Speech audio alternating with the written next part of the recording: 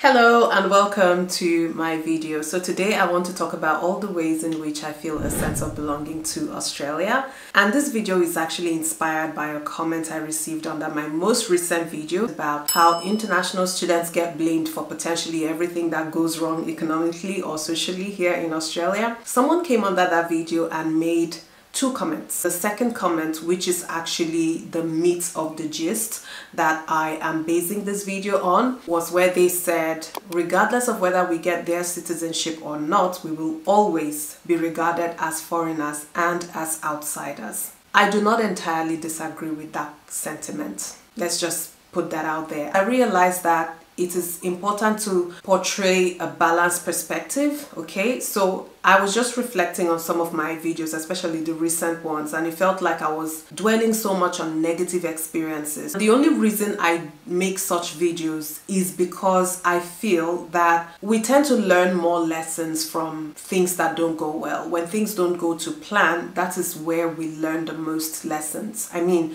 if you made a plan and everything worked according to your plan, what was there to learn? Nothing.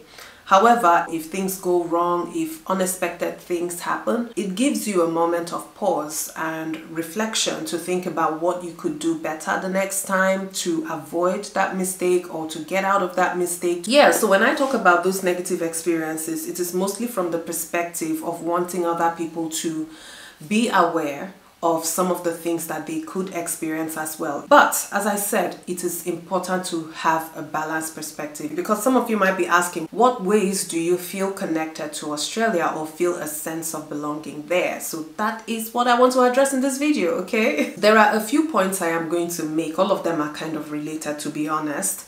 I only put them in bullet points for my own sake so that I don't forget the specific things I want to say under each point.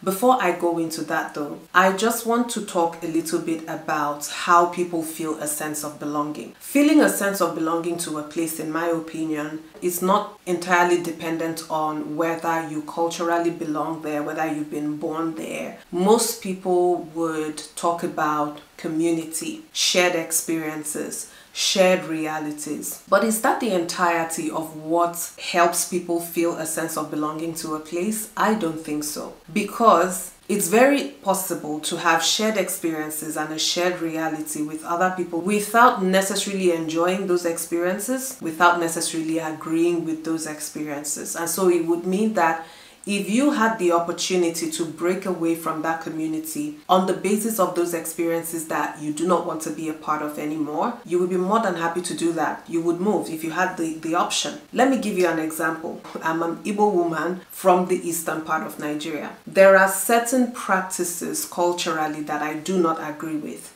Certain practices that I do not enjoy. Even though someone will put it up in my face and be like, but this is your culture. As an Igbo woman, you should be doing this or you should be doing that. No, I don't feel like doing those things because I don't see them as adding any value to my life. I actually see them from the opposite lens, okay? I might see them as oppressive, I might see them as restrictive. And so, yes, it's a shared experience, it's a shared reality with other Igbo women. However, I do not enjoy it, I do not want to continue being part of it. And it is my opinion that sometimes when people hold up the culture card in order to, what's the word I am looking for?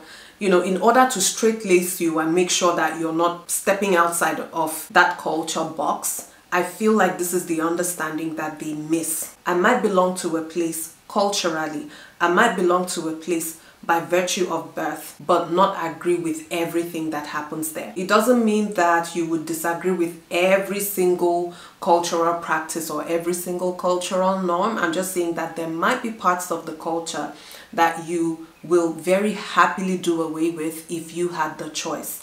And those aspects might be big enough, depending on who is experiencing them, to feel disconnected from the culture. And therefore, feeling a sense of belonging to Australia may not necessarily be in the sense that I was born here or I am white or Aboriginal or Torres Strait Islander. No, it has nothing to do with that. But there are other elements of the culture here that make me feel like I am home. People migrate all the time. There are Australians who have left Australia, gone somewhere else, fallen in love and decided, well, this place actually suits my values. And that could happen to anyone from any nationality. I don't know if I introduced myself at the beginning of the video. I am sorry if I didn't. My name is Chioma. Welcome to my channel, okay?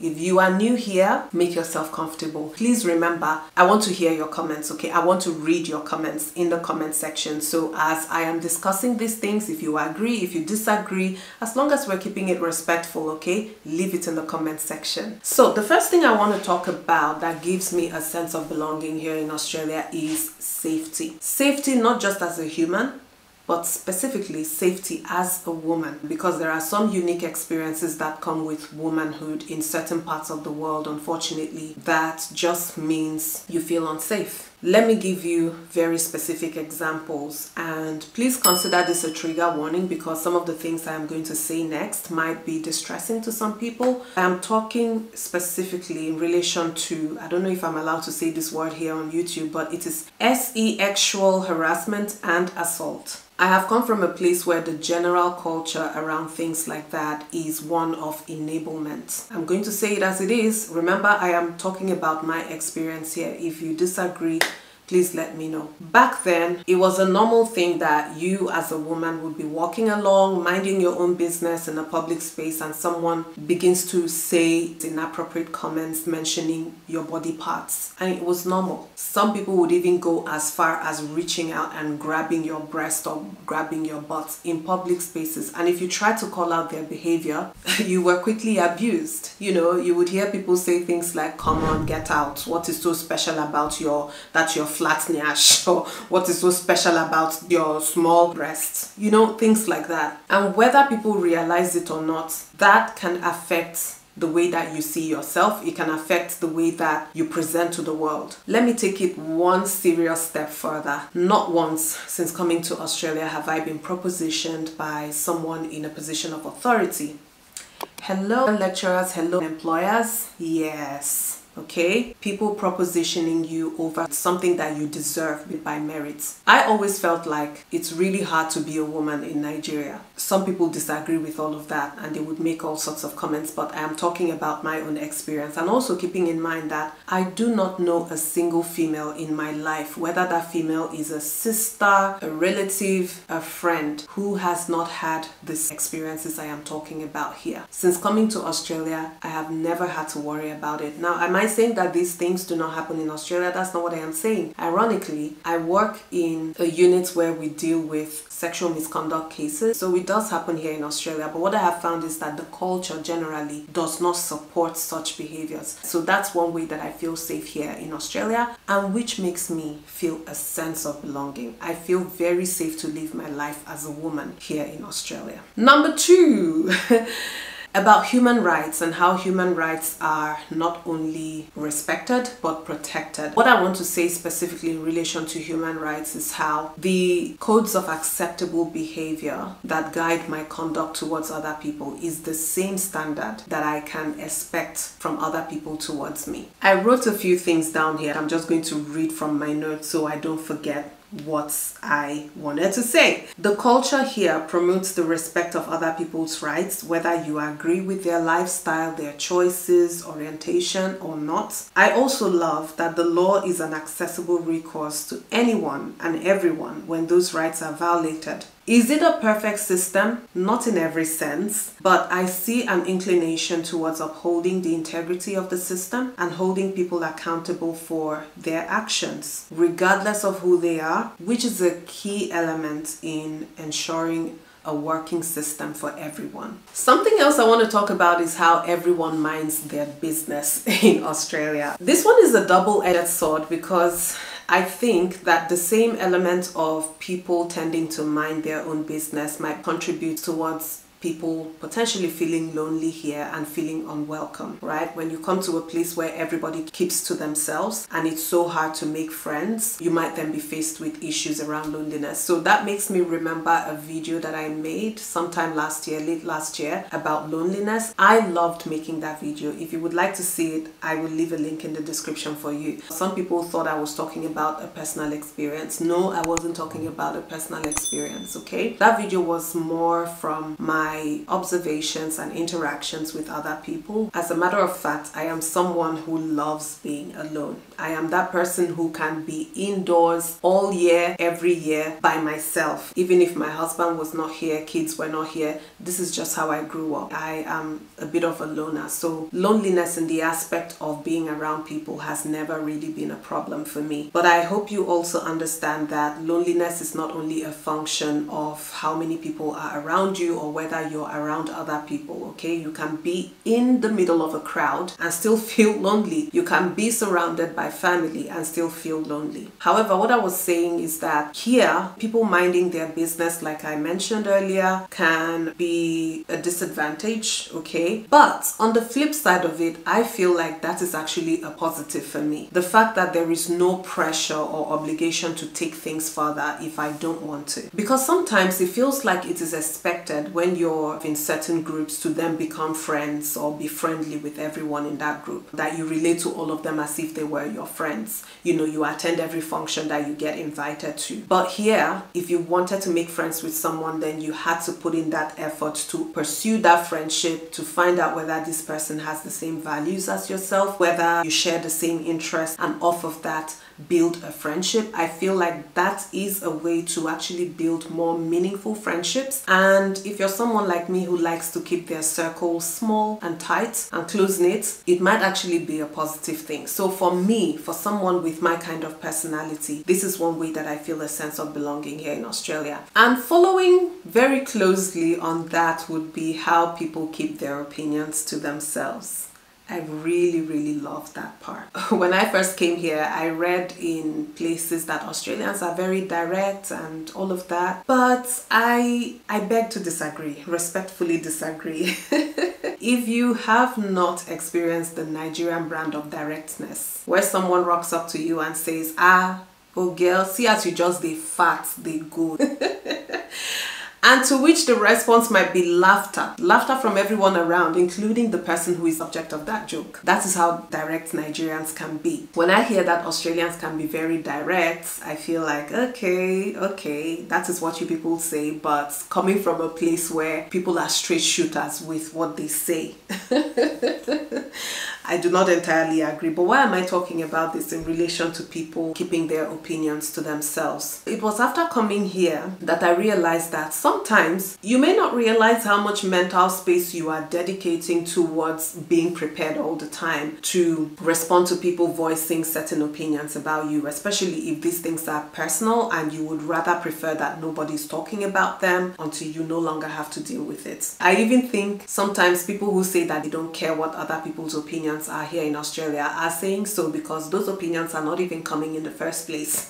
Nobody's voicing those opinions. Now, what I want to bring out of this is how it encourages you to embrace the freedom of being yourself. You're now in a place where you know that you can explore whatever you want to explore. So I like that aspect of the culture here, and it makes me feel a sense of belonging here, that everybody will just leave me to live my life as I want and keep their opinions to themselves. If I do not invite your opinion, please keep it to yourself. It will be offensive for you to volunteer your opinions when it has not been asked for. I like it.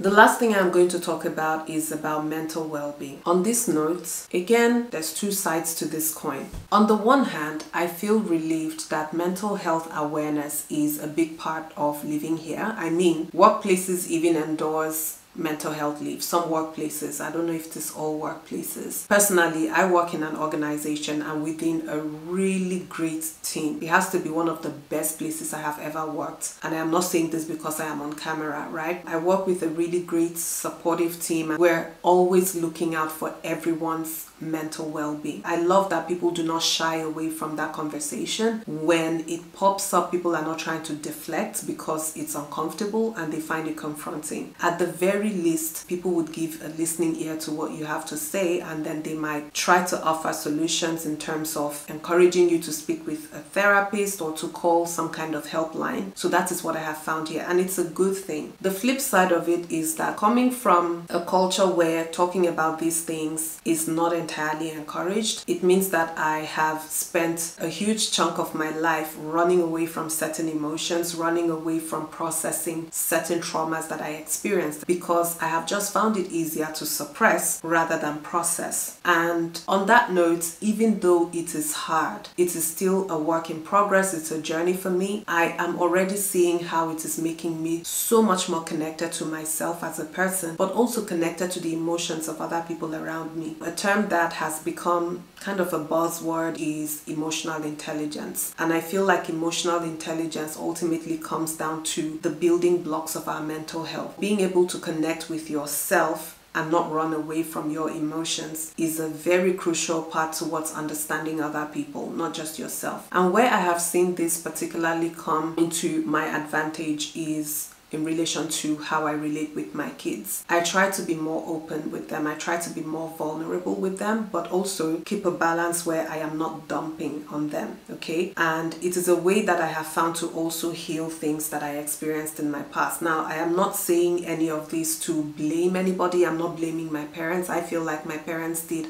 a fantastic job raising us, and where they didn't get it, I would only say, man, those guys are human, all right? And they could only function from the toolkits that they had been handed down as well, and they did their absolute best with it. However, for me, having come into this awareness and the fact that I know better, there's a responsibility on myself to do better because I know better. Our parents probably did not have this perspective and this lens, but I do now. So what do I do with it? It has to count towards something that makes my life better and makes the life of the people around me better. So this mental awareness has also meant that I am more gracious towards other people's shortcomings. I am more open to understanding why people do what they do instead of coming from a place of judgment. There's so many things that influence our behaviors. There are systemic things. There are things from the micro level of our engagement within our families. But oftentimes we just judge people on a face value depending on what they present to us, the behaviors that they present to us. Am I saying we shouldn't hold people accountable for their behaviors? That's not what I am saying. What I am just saying is that I now have an added lens, an extra perspective through which I can view my own behaviors, my shortcomings, and other people's. So in that sense, I feel a sense of belonging here in Australia. Being a social worker also doesn't really help. I often think that being a social worker has been both my blessing and my curse. Once you're switched on, you can never switch off again. You can never switch off again. It just gives you another perspective that you view life through. And sometimes you really need to be careful how much